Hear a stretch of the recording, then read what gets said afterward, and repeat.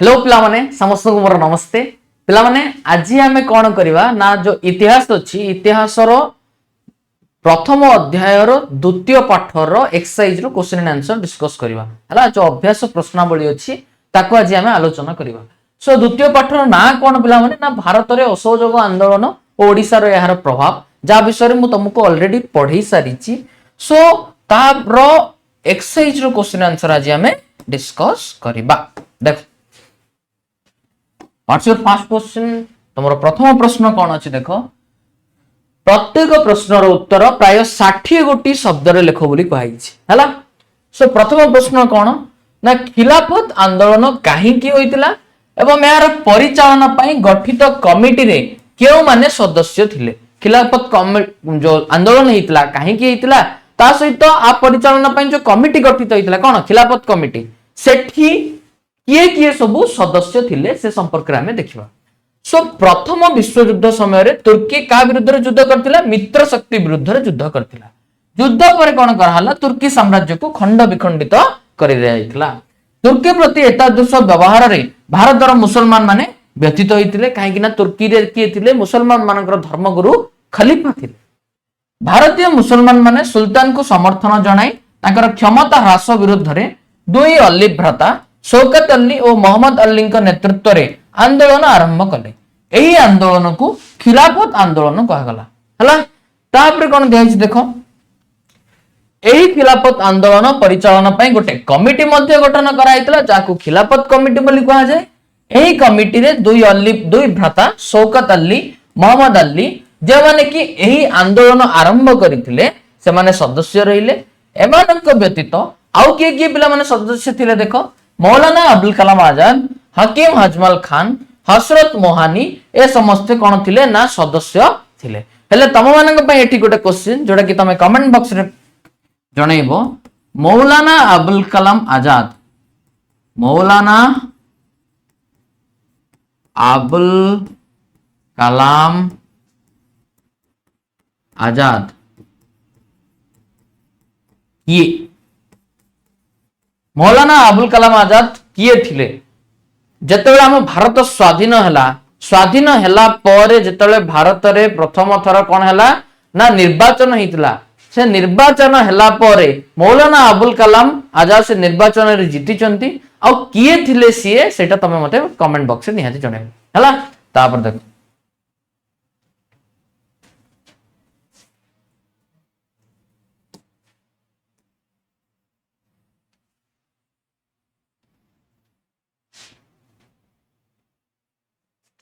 हेले next question हमें देखिबा कोन पिला माने ना ख क्वेश्चन कोन अछि खिलाफत आंदोलन रे गांधी जी कर भूमिका आलोचना करो हला।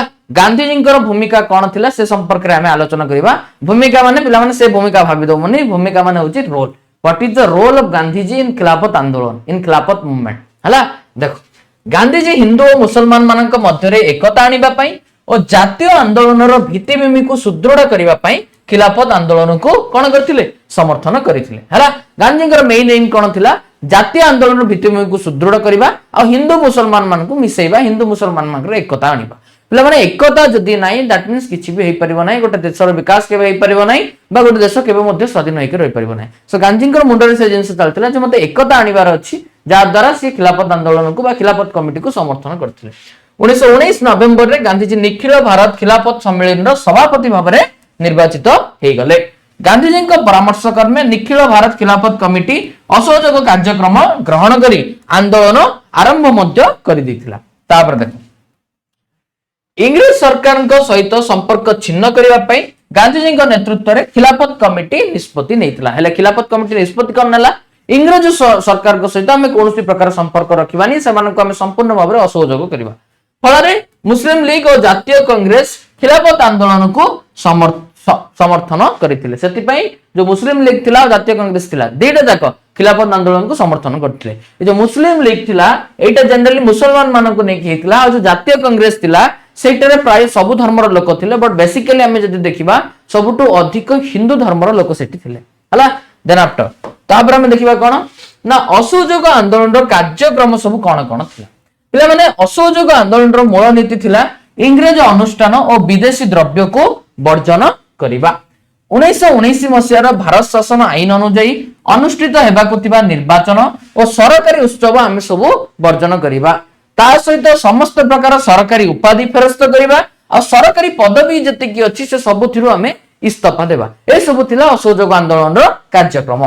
तापर देखिबा आईनजीवी द्वारा विचरालय वर्जन होता छात्र मान द्वारा सरकारी विद्यालय वर्जन होता और महाविद्यालय वर्जन होता जी स्टूडेंट थे सब कॉलेज स्कूल छाड़ देते सब आईनजीवी थे जी सब एडवोकेट थे सब कोर्ट छाड़ देते विदेशी द्रव्य और विदेशी लुगा वर्जन या व्यतीत केतक गठनमूलक कार्य यथा खदी ग्रामोद्योगर विकास खदी पिंधा कहला विदेशी द्रव्य किए व्यवहार करना हिंदू मुसलमान मध्य एकता सृष्टि करने अस्पृश्यता निराकरण छुआ भेदभाव को दूर करने जातीय शिक्षानुष्ठान स्थापन करने देश रे लोक मान द्वारा भारतीय मान द्वारा शिक्षानुष्ठान स्थापन करने आदि कार्यक्रम गुड़िक सब थिला असहयोग आंदोलन। क्लियर पिला माने बुझिलो। देन आफ्टर तापर हमें देखिबा असहयोग आंदोलन रो फलाफल कोन हला what is the result of non cooperation movement. असहयोग आंदोलन माने पिला माने ताको हमें कोन कहूचे इंग्लिश रे कहूचे नॉन कोऑपरेशन मूवमेंट हला।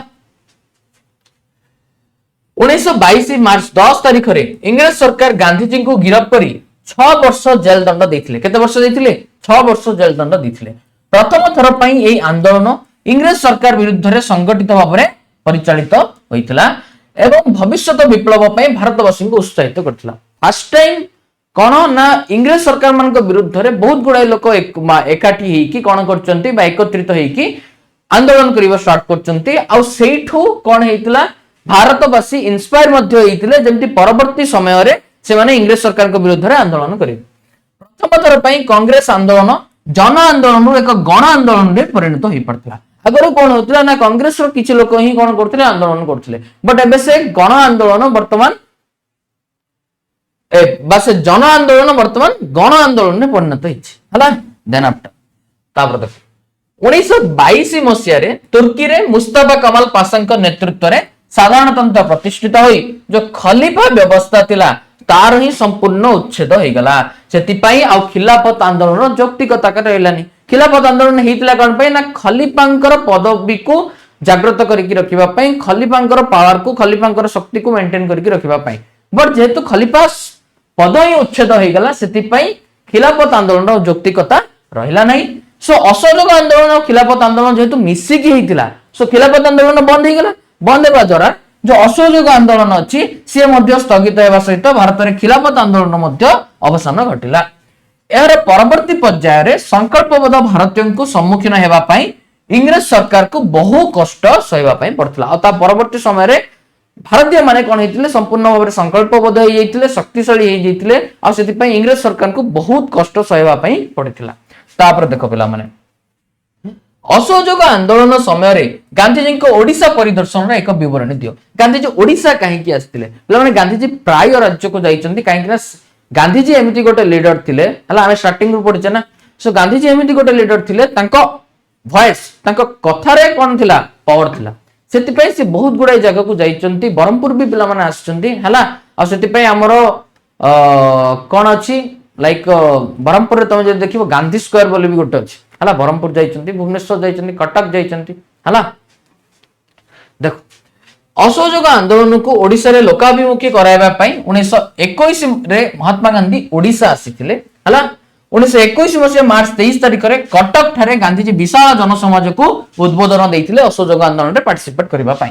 एई उद्बोधन रे अनुप्राणित होई रमादेवी समेत बहु संख्यक नरनारी तिलक स्वराज पांठी को अर्थ अलंकार सब दान करथिले। आउ ए जो आंदोलन रे बा गांधीजींकर ए जो भाषण थिला से भाषण रे कोन हेतिले बहुत गुडाए नरनारी उद्बोधन हेतिले बा अनुप्राणित हो जाइथिले। अनुप्राणित हेबा द्वारा कोन हेतिला ना बहुत गुडाए नरनारी कोन करथिले तिलक स्वराज पांठी को अर्थ अलंकार सब दान कर देथिले। आउ से पांठी रु ही कोन हेतिला बहुत गुडाए पैसा बा बहुत गुडाए टंका सेवे की थिला। आउ ताकू ही से माने कोन कले व्यवहार कले असहयोग आंदोलन रे। तापर देखो यापर गांधीजी भद्रक पुरी बरहमपुर ठारे ओडिशावासी को उद्बोधन दे जातीय उन्मादना सृष्टि करथिले। भुवनेश्वर में भी जाई नांती हला जाइछनी कोडी कोडी भद्रक पुरी और बरहमपुर आउ कटक हला। ଖଦିର ବ୍ୟବହାର, ଚରଖାର ପ୍ରସାର ଓ ସ୍ୱଦେଶୀ ଦ୍ରବ୍ୟ ପ୍ରତି ଆଗ୍ରହ ଉପରେ ସେ ଗୁରୁତ୍ୱ ଦେଇଥିଲେ। ହେଲା, ତାପରେ ଦେଖ ପିଲାମାନେ ନେକ୍ସଟ କ୍ୱେଶ୍ଚିନ୍ କଣ ଅଛି? ପ୍ରତ୍ୟେକ ପ୍ରଶ୍ନର ଉତ୍ତର ପ୍ରାୟ 20 ଗୋଟି ଶବ୍ଦରେ ଲେଖ। ପ୍ରଥମ ପ୍ରଶ୍ନ, ଅସହଯୋଗ ଆନ୍ଦୋଳନ କେବେ ଓ କିପରି ଆରମ୍ଭ ହୋଇଥିଲା? 1920 ଅଗଷ୍ଟ 1 ତାରିଖରେ ଆନୁଷ୍ଠାନିକ ଭାବେ ଅସହଯୋଗ ଆନ୍ଦୋଳନ ଆରମ୍ଭ ହୋଇଥିଲା। ସେହି ଦିନ ପୂର୍ବାହ୍ନରେ ଲୋକମାନ୍ୟ ବାଲ ଗଙ୍ଗାଧର ତିଲକଙ୍କ ଦେହାନ୍ତ, ଲୋକମାନ୍ୟ ବାଲ ଗଙ୍ଗାଧର ତିଲକଙ୍କ ମୃତ୍ୟୁ ମଧ୍ୟ ହେଇଗଲା। ଲାଲ ବାଲ ପାଲ 3 ଜଣ ଅଛନ୍ତି, ଜାଣିଛ କି ନାହିଁ? ଆଚ୍ଛା, କିଏ ସେ ଲାଲ ବାଲ ପାଲ? ତମେ ମତେ ଟିକେ କମେଣ୍ଟ ସେକ୍ସନରେ ନିହାତି ଜଣେଇବ। ହେଲା, who is Lal, who is Bal and who is Pal. ତେଣୁ ବିୟୋଗ ଜନିତ ଶୋକ ପାଳନ, ଯେହେତୁ ବାଲ ଗଙ୍ଗାଧର ତିଲକଙ୍କ ମୃତ୍ୟୁ ହୋଇଛି, ତାଙ୍କ ବିୟୋଗ ଜନିତ ଶୋକ ପାଳନ କରିବା ପାଇଁ ତଥା ଆନ୍ଦୋଳନ ଆରମ୍ଭର ମିଶ୍ରିତ ପ୍ରତିକ୍ରିୟାରେ ସମଗ୍ର ଦେଶରେ ହରତାଳ ଓ ଶୋଭାଯାତ୍ରା ସଂଗଠିତ ହୋଇଥିଲା। ହେଲା, ତାପରେ ଦେଖ ପିଲାମାନେ, ତାପରେ ଆମେ ଦେଖିବା କେଉଁ ଘଟଣା ଗୁଡିକ ଅସହଯୋଗ ଆନ୍ଦୋଳନର ଆହ୍ୱାନକୁ ସାକାର କରିବାରେ ସହାୟକ ହୋଇଥିଲା। କଣ କଣ ସବୁ ଘଟଣା ଥିଲା ଯେ ଅସହଯୋଗ ଆନ୍ଦୋଳନର ଆହ୍ୱାନକୁ ସାକାର କରିବାରେ ସହାୟକ ହୋଇଥିଲା? ସୋ ଆନ୍ସର ଦେଖ, ଭାରତ ଶାସନ ଆଇନ 1919 ରେ ତ୍ରୁଟି, ଅମୃତସର ଘଟଣାର ତଦନ୍ତ ନିମନ୍ତେ ନିଯୁକ୍ତ ହଣ୍ଟର କମିଟିଙ୍କ ବିବରଣୀର ପକ୍ଷପାତିତା ତଥା ଭାରତର ମୁସଲମାନଙ୍କ ଇଂରେଜ ବିରୋଧୀ ଖିଲାଫତ ଆନ୍ଦୋଳନ ଅସହଯୋଗ ଆନ୍ଦୋଳନର ଆହ୍ୱାନକୁ ସାକାର କରିବାରେ ସହାୟକ ହୋଇଥିଲା। ହେଲେ ଯୋଉ ଭାରତ ଶାସନ ଆଇନ 1919 ଥିଲା ତାର ତ୍ରୁଟି ଥିଲା, ତା ସହିତ ଅମୃତସର ଘଟଣା ଯୋଉ ହେଇଥିଲା ତାକୁ ତଦନ୍ତ କରିବା ପାଇଁ ହଣ୍ଟର କମିଟି ଆସିଥିଲା, ବଟ ସେ ପକ୍ଷପାତିତା କରିଥିଲା। ତା ସହିତ ଭାରତର ମୁସଲମାନ ମାନେ ଯୋଉ ଇଂରେଜ ବିରୋଧୀ କଣ କରିଥିଲେ, ଖିଲାଫତ ଆନ୍ଦୋଳନ କରିଥିଲେ। ଏ ସବୁ ପାଇଁ ବା ଏ ସବୁ ଜିନିଷ କଣ କରିଥିଲା, ଅସହଯୋଗ ଆନ୍ଦୋଳନର ଆହ୍ୱାନକୁ ସାକାର କରିବାରେ ସାହାଯ୍ୟ କରିଥିଲା ବା ସହାୟକ ହୋଇଥିଲା। ତାପରେ ଦେଖ ପିଲାମାନେ, କେବେ କାହିଁକି ହଣ୍ଟର କମିଟି ଗଠିତ ହୋଇଥିଲା? ଏଟା ସମସ୍ତେ ଜାଣିଛ। ହଣ୍ଟର କମିଟି କାହିଁକି ଗଠିତ ହୋଇଥିଲା ନା 1919 ଅକ୍ଟୋବର 14 ତାରିଖରେ ଲର୍ଡ ହଣ୍ଟରଙ୍କ ନେତୃତ୍ୱରେ ହଣ୍ଟର କମିଟି ଗଠନ କରାଯାଇଥିଲା। ଜାଲିଆନାୱାଲାବାଗ ହତ୍ୟାକାଣ୍ଡର ସରକାରୀ ତଦନ୍ତ ପାଇଁ ଦାବି ହେବାରୁ ଏହି କମିଟି ଗଠନ କରାଯାଇଛି। ବଟ ଏହି କମିଟି ଭାରତୀୟ ମାନଙ୍କର ପକ୍ଷରେ ନଥିଲା, ସେ ପକ୍ଷପାତିତା ସମ୍ପୂର୍ଣ୍ଣ ଭାବରେ କରିଥିଲା। ହେଲା, ତାପରେ ଦେଖ, କଂଗ୍ରେସର କେଉଁ ଅଧିବେଶନରେ ଗାନ୍ଧିଜୀଙ୍କ ଅସହଯୋଗ ଆନ୍ଦୋଳନ ପ୍ରସ୍ତାବ ଗୃହୀତ ହୋଇଥିଲା ଏବଂ କେଉଁ ଅଧିବେଶନରେ ଏହା ଅନୁମୋଦିତ ହୋଇଥିଲା? କେବେ ଅସହଯୋଗ ଆନ୍ଦୋଳନ ପ୍ରସ୍ତାବ ଗୃହୀତ ହୋଇଥିଲା ଆଉ କେବେ ଅନୁମୋଦିତ ହୋଇଥିଲା? କଲିକତା ଠାରେ 1920 ମସିହା ସେପ୍ଟେମ୍ବର 4 ରୁ 9 ତାରିଖ ପର୍ଯ୍ୟନ୍ତ କଂଗ୍ରେସର ସ୍ୱତନ୍ତ୍ର ଅଧିବେଶନରେ ଗାନ୍ଧିଜୀଙ୍କ ଅସହଯୋଗ ଆନ୍ଦୋଳନ ପ୍ରସ୍ତାବ ଗୃହୀତ ହୋଇଥିଲା। 1920 ଡିସେମ୍ବର ମାସରେ ନାଗପୁର ଠାରେ ଯୋଉ କଂଗ୍ରେସର ବାର୍ଷିକ ଅଧିବେଶନ ହେଇଥିଲା, ସେଠି କଣ ହେଇଛି, ଏହା ଅନୁମୋଦିତ ହେଇଥିଲା। କ୍ଲିୟର? ତାପରେ ଦେଖ ପିଲେ, ତିଳକ ସ୍ୱରାଜ ପାଣ୍ଠି କଣ ପାଇଁ ଗଠନ କରାଯାଇଥିଲା? କଣ ପାଇଁ ଗଠନ କରାଯାଇଥିଲା ନା ଯୋଉ ତିଳକ ସ୍ୱରାଜ ପାଣ୍ଠି ଥିଲା ତାର ମୁଖ୍ୟ ଲକ୍ଷ୍ୟ ଥିଲା ଅସହଯୋଗ ଆନ୍ଦୋଳନକୁ କଣ ଯୋଗାଇବା, ଟଙ୍କା ବା ଅର୍ଥ ଯୋଗାଇବା। ହେଲା, ଅସହଯୋଗ ଆନ୍ଦୋଳନକୁ ଅର୍ଥ ଯୋଗାଇବା ପାଇଁ ତିଳକ ସ୍ୱରାଜ ପାଣ୍ଠି ଗଠନ କରାଯାଇଥିଲା। ଜନସାଧାରଣ ମୁକ୍ତ ହସ୍ତରେ ଏହି ପାଣ୍ଠିକୁ ଦାନ କରିଥିଲେ, ଫଳରେ ଏହା ଆନ୍ଦୋଳନକୁ ଦୃଢ ଓ ଶକ୍ତିଶାଳୀ ମଧ୍ୟ କରିପାରିଥିଲା। ହେଲା, ରମାଦେବୀ ହୁଅନ୍ତୁ, ଅଦରାଇଜ ଏମିତି ବହୁତ ଗୁଡାଏ ମହିୟସୀ ମହିଳା ଥିଲେ ପିଲାମାନେ, ଯୋଉମାନେ କଣ କରୁଛନ୍ତି, ତିଳକ ସ୍ୱରାଜ ପାଣ୍ଠିକୁ ତାଙ୍କର ଧନ ସମ୍ପତ୍ତି, ତାଙ୍କର ଅଳଙ୍କାର ମଧ୍ୟ ସବୁ ଦାନ କରିଦେଇଛନ୍ତି, ଯୋଉଟା କି ଅସହଯୋଗ ଆନ୍ଦୋଳନକୁ ଅର୍ଥ ଯୋଗାଇବ। ହେଲା, ନେକ୍ସଟ ଦେଖ, 1922 ଫେବୃଆରୀ 1 ତାରିଖରେ ଇଂରେଜ ସରକାରଙ୍କୁ ଗାନ୍ଧିଜୀ କଣ ଚେତାବନୀ ଦେଇଥିଲେ? 1922 ଫେବୃଆରୀ 1 ରେ ଇଂରେଜ ସରକାରଙ୍କୁ ଗାନ୍ଧିଜୀ କଣ ସେ ଚେତାବନୀ ଦେଇଥିଲେ ସେ ସମ୍ପର୍କରେ ଦେଖିବା।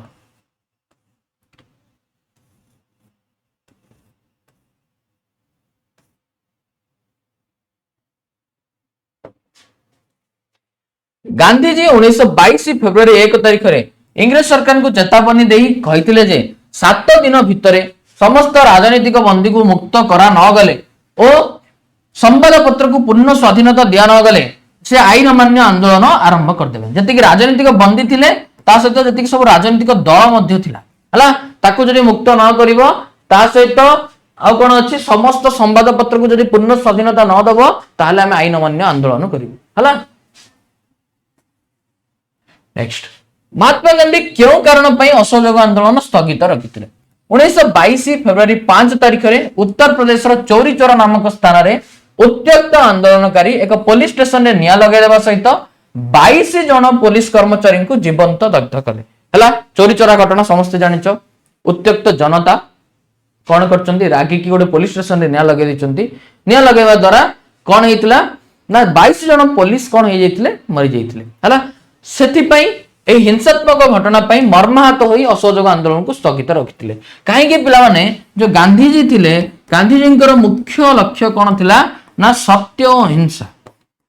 ଆମେ ଯାହା ବି ଆନ୍ଦୋଳନ କରିବା ସେ ସବୁ କାହା ମାଧ୍ୟମରେ କରିବା ନା ସତ୍ୟ ଓ ଅହିଂସା ମାଧ୍ୟମରେ କରିବା। ଆମେ ଯଦି ସତ୍ୟ ଓ ଅହିଂସା ମାଧ୍ୟମରେ କରିବା ତାହେଲେ ହିଁ ଦେଶକୁ ସ୍ୱାଧୀନତା ଆଣିପାରିବା ବୋଲି ଗାନ୍ଧିଜୀଙ୍କର ଲକ୍ଷ୍ୟ ଥିଲା। କିନ୍ତୁ ଏଠି ଯେହେତୁ ଟିକେ ହିଂସା ହେଇଗଲା ସେଥିପାଇଁ ଗାନ୍ଧିଜୀ ଆନ୍ଦୋଳନ ସ୍ଥଗିତ ରଖିବା ପାଇଁ ପ୍ରସ୍ତାବ ଦେଇଥିଲେ। ଦେନ୍ ଆଫ୍ଟର ତାପରେ ଦେଖ ନାଗପୁର କଂଗ୍ରେସ ଅଧିବେଶନ କେବେ ଅନୁଷ୍ଠିତ ହୋଇଥିଲା ଏବଂ ସେଠାରେ କେତେ ଜଣ ଓଡ଼ିଶାରୁ ପ୍ରତିନିଧିତ୍ୱ କରିଥିଲେ? ନାଗପୁର କଂଗ୍ରେସ ଅଧିବେଶନ 1920 ଡିସେମ୍ବରରେ ଅନୁଷ୍ଠିତ ହୋଇଥିଲା। ସେଠାରେ 35 ଜଣ ଓଡ଼ିଶାରୁ ପ୍ରତିନିଧିତ୍ୱ କରିଥିଲେ। କେତେ ଜଣ କରିଥିଲେ? 35 ଜଣ କରିଥିଲେ ହେଲା ଓଡ଼ିଶା। ଦେନ୍ ଆଫ୍ଟର ତାପରେ ଆମେ ଦେଖିବା ପିଲାମାନେ ଗୋପବନ୍ଧୁ ଦାସ କେଉଁଠାରେ ଓ କଣ ପାଇଁ ସତ୍ୟବାଦୀ ବନବିଦ୍ୟାଳୟ ପ୍ରତିଷ୍ଠା କରିଥିଲେ? ପିଲାମାନେ ଗୋପବନ୍ଧୁ ଦାସ ହଉଛନ୍ତି ଉତ୍କଳର ମଣି, ଦୁଃଖୀ ଦୀନ ଦରିଦ୍ରଙ୍କର ବନ୍ଧୁ ହଉଛନ୍ତି ଗୋପବନ୍ଧୁ ଦାସ। ଆଉ ସତ୍ୟବାଦୀ ବନବିଦ୍ୟାଳୟକୁ କଣ କୁହାଯାଏ ଜାଣିଛ ନା? ମଣିଷ ତିଆରି କାରଖାନା ବୋଲି କୁହାଯାଏ। କାହିଁକି ମଣିଷ ତିଆରି କାରଖାନା ମାନେ କଣ? ସେଟା ମଣିଷ ତିଆରି ହଉଥିବ ନାଇଁ, ସେଠି ଯିଏ ବି ଯିବ ପାଠ ପଢିବା ପାଇଁ ପିଲାମାନେ ସେ ସ୍କୁଲର କରିକୁଲମ ଏମିତି ଥିଲା ଯେ ତୁ ଜୀବନରେ ବଡ ଚାକିରି କରେ କି ନ କରେ କିନ୍ତୁ ଗୋଟେ ଭଲ ମଣିଷ ହେଇକି ସେଠୁ ବାହାରିବୁ ହେଲା। ସେଥିପାଇଁ ତାକୁ ମଣିଷ ତିଆରି କାରଖାନା ବୋଲି ବି କୁହାଯାଏ। ଗୋପବନ୍ଧୁ ଦାସ ସାକ୍ଷୀ ଗୋପାଳ ଠାରେ ସତ୍ୟବାଦୀ ବନବିଦ୍ୟାଳୟ ପ୍ରତିଷ୍ଠା କରିଥିଲେ। ଛାତ୍ରମାନଙ୍କୁ ଜାତୀୟତାବାଦୀ ଶିକ୍ଷାଦାନ ପାଇଁ ଏହି ବନବିଦ୍ୟାଳୟ ପ୍ରତିଷ୍ଠା କରାଯାଇଥିଲା। ସେମାନଙ୍କ ମଧ୍ୟରେ ଦେଶାତ୍ମବାଦକୁ ବଢାଇବା ପାଇଁ, ସେମାନଙ୍କ ମନରେ ଦେଶପ୍ରୀତିକୁ ବଢାଇବା ପାଇଁ ସତ୍ୟବାଦୀ ବନବିଦ୍ୟାଳୟ ପ୍ରତିଷ୍ଠା କରାଯାଇଥିଲା। କୋଉଠି? ସାକ୍ଷୀ ଗୋପାଳ ଠାରେ। ଦେନ୍ ଆଫ୍ଟର ତାପରେ ଆମେ ଦେଖିବା ଓଡ଼ିଶାରେ ଅସହଯୋଗ ଆନ୍ଦୋଳନର ଦମନ ପ୍ରକ୍ରିୟାରେ ସମ୍ବଲପୁର ମିଶ୍ର ପ୍ରେସକୁ କେତେ ଟଙ୍କା ଜରିମାନା କରାଯାଇଥିଲା ଏବଂ କାହିଁକି? ଓଡ଼ିଶାରେ ଅସହଯୋଗ ଆନ୍ଦୋଳନର ଦମନ ପ୍ରକ୍ରିୟାରେ ସମ୍ବଲପୁର ମିଶ୍ର ପ୍ରେସକୁ କେତେ ଟଙ୍କା ଜରିମାନା ପଡିଥିଲା? 25 ଟଙ୍କା ଜରିମାନା ପଡିଥିଲା। ଆଉ ଏଇ ପ୍ରେସ କଣ ପାଇଁ ନା ସ୍ୱରାଜ ସଙ୍ଗୀତ ନାମକ ଗୋଟେ ପ୍ରାଚୀର ପତ୍ର ଛାପିବାରୁ ତାଙ୍କୁ ଜରିମାନା ପଡିଥିଲା। That is the reason behind that. Then after next ଆମେ ଦେଖିବା ପ୍ରତ୍ୟେକ ପ୍ରଶ୍ନର ଉତ୍ତର ଗୋଟିଏ ବାକ୍ୟରେ ଲେଖ। 1 ମାର୍କ ସବୁ ଯାକ କ୍ୱେଶ୍ଚନ ହେଲା। ଦେଖ କେବେ ଗାନ୍ଧିଜୀ ନିଖିଳ ଭାରତ ଖିଲାଫତ ସମ୍ମିଳନୀର ସଭାପତି ଭାବରେ ନିର୍ବାଚିତ ହୋଇଥିଲେ? କେବେ ହେଇଥିଲେ ନା 1919 ନଭେମ୍ବରରେ ଗାନ୍ଧିଜୀ ସଭାପତି ଭାବରେ ନିର୍ବାଚିତ ହୋଇଥିଲେ। ଦେନ୍ ଆଫ୍ଟର କେଉଁ ତାରିଖରୁ ଭାରତ ଶାସନ ଆଇନ 1919 ପ୍ରଚଳିତ ହୋଇଥିଲା? 1919 ଡିସେମ୍ବର 23 ତାରିଖରୁ ଆମର ଭାରତ ଶାସନ ଆଇନ 1919 ପ୍ରଚଳିତ ହେଇଛି। ଦେନ୍ ଆଫ୍ଟର ଆମେ ଦେଖିବା କଣ କ୍ୱେଶ୍ଚନ ଅଛି ନା ଅସହଯୋଗ ଆନ୍ଦୋଳନ ସମୟରେ କାହାର ପରିଦର୍ଶନକୁ ସତ୍ୟାଗ୍ରହୀ ମାନଙ୍କ ଦ୍ୱାରା ବାସନ୍ଦ କରାଯାଇଥିଲା?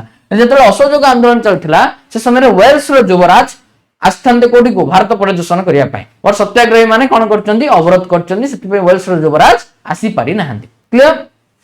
ତାପରେ ଦେଖ କେଉଁ ସ୍ଥାନରେ ଅନୁଷ୍ଠିତ କଂଗ୍ରେସର ବାର୍ଷିକ ଅଧିବେଶନରେ ଅସହଯୋଗ ଆନ୍ଦୋଳନ ଚାଲୁ ରଖିବା ପାଇଁ ନିଷ୍ପତ୍ତି ନିଆଗଲା?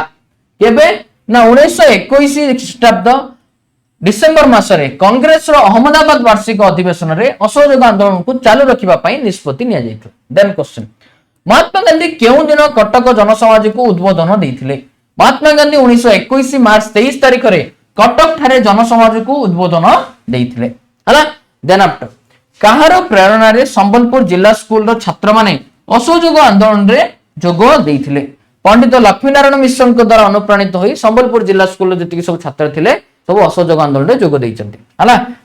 ମାନେ ଛାତ୍ରମାନେ ମଧ୍ୟ ଅସହଯୋଗ ଆନ୍ଦୋଳନରେ ଯୋଗ ଦେଇଥିଲେ ମାନେ ତମେ ଭାବ ହେଲା। ଅଳକା ଆଶ୍ରମ କେଉଁଠାରେ ପ୍ରତିଷ୍ଠିତ ହୋଇଥିଲା? ଅଳକା ଆଶ୍ରମ ଜଗତସିଂହପୁର ଠାରେ ପ୍ରତିଷ୍ଠିତ ହୋଇଥିଲା। କେଉଁ ଲେଖା ପାଇଁ ଗୋପବନ୍ଧୁଙ୍କୁ ଜେଲ ଦଣ୍ଡ ଭୋଗିବା ପାଇଁ ପଡିଥିଲା? ସେଟା ଜ ନମ୍ବର କ୍ୱେଶ୍ଚନ। ତ କେଉଁ ଲେଖା ପାଇଁ ନା ଗୋପବନ୍ଧୁ କଣ ଲେଖିଥିଲେ? ସତ୍ୟ ହେଲେ ସାଂଘାତିକ ବୋଲି ଗୋଟେ ସ୍ତମ୍ଭରେ ସରକାରୀ ବିରୋଧୀ ଲେଖା ଲେଖିଥିଲେ। ସେଥିପାଇଁ ତାକୁ ଜେଲ ଦଣ୍ଡ ଭୋଗିବା ପାଇଁ ପଡିଥିଲା। 6 ନମ୍ବର କ୍ୱେଶ୍ଚନ କଣ ଅଛି ଦେଖ କନିକା ପ୍ରଜା ଆନ୍ଦୋଳନ ସମୟରେ କନିକାର ରାଜା କିଏ ଥିଲେ? କନିକା ପ୍ରଜା ଆନ୍ଦୋଳନ ସମୟରେ କନିକା ରାଜା କିଏ ଥିଲେ? ରାଜେନ୍ଦ୍ର ନାରାୟଣ ଭଞ୍ଜଦେଓ ଥିଲେ। ତାପରେ କେଉଁ ସମ୍ବାଦ ପତ୍ର ମାଧ୍ୟମରେ କନିକା ଅତ୍ୟାଚାର ଲୋକଲୋଚନକୁ ଆସିଥିଲା? କୋଉ ସମ୍ବାଦ ପତ୍ର ମାଧ୍ୟମରେ ନା ସମାଜ ଓ ଉତ୍କଳ ଦୀପିକା ଏ ଦୁଇଟି ସମାଜ ପତ୍ର ମାଧ୍ୟମରେ କନିକାର ଅତ୍ୟାଚାର ଲୋକଲୋଚନକୁ ଆସିଥିଲା। ଦେନ୍ ଆଫ୍ଟର ଆମେ ଦେଖିବା ପିଲାମାନେ ପ୍ରତ୍ୟେକ ପ୍ରଶ୍ନ ପାଇଁ ଦିଆଯାଇଥିବା 4ଟି ବିକଳ୍ପ ମଧ୍ୟରୁ ଉତ୍ତରଟି ବାଛି ତାର କ୍ରମିକ ସହିତ ଲେଖ ହେଲା। ସୋ ଏଠି ଏରା ହଉଛି ତମର କଣ MCQ ମଲ୍ଟିପଲ ଚଏସ୍ क्वेश्चंस। ଦେଖ ହଣ୍ଟର କମିଟି କେବେ ଗଠିତ ହୋଇଥିଲା? ସୋ ତମର କଣ ଅଛି ଆଇ କଣ ଅଛି ନା 1 ନମ୍ବର ଅପସନ ଅଛି 1919 ଅକ୍ଟୋବର 14, 2 ନମ୍ବର ଅପସନ ଅଛି କଣ 1919 ଡିସେମ୍ବର 23, 3 ନମ୍ବର ଅପସନ ଅଛି କଣ 1920 ଜୁନ 9, 4 नंबर ऑप्शन अछि 1920 अगस्त 1। सो उत्तर कोन हबो उत्तर हबो हमर 1919 अक्टोबर 14 हला एटा होछि तमरो उत्तर। तापर देखो नेक्स्ट क्वेश्चन केउटी असहयोग आंदोलन सहित संपृक्त नुहे विदेशी भाषा वर्जन सरकारी शिक्षानुष्ठान वर्जन निर्वाचन वर्जन अस्पृश्यता वर्जन एला हम जब देखिबा पिला माने अस्पृश्यता वर्जन होतिला हना नै निर्वाचन वर्जन बोली भी कहा जाइतिला सरकारी शिक्षानुष्ठान समस्त वर्जन करथिले बट विदेशी भाषा हमें वर्जन करनथिले सेति पय एटा होचे आंसर दैट इज विदेशी भाषा वर्जन। तापर देखो नेक्स्ट क्वेश्चन कोन अछि ना केउठारे कांग्रेस कार्यकारिणी कमिटी असहयोग आंदोलन स्थगित घोषणा अनुमोदन करिथिला केउठारे ऑप्शन देछि देखो अलाहाबाद बंदोली गोरखपुर नागपुर हला कोठी हितला एटा बंदोली रे हितला एटा होछि रिक्वायर्ड आंसर।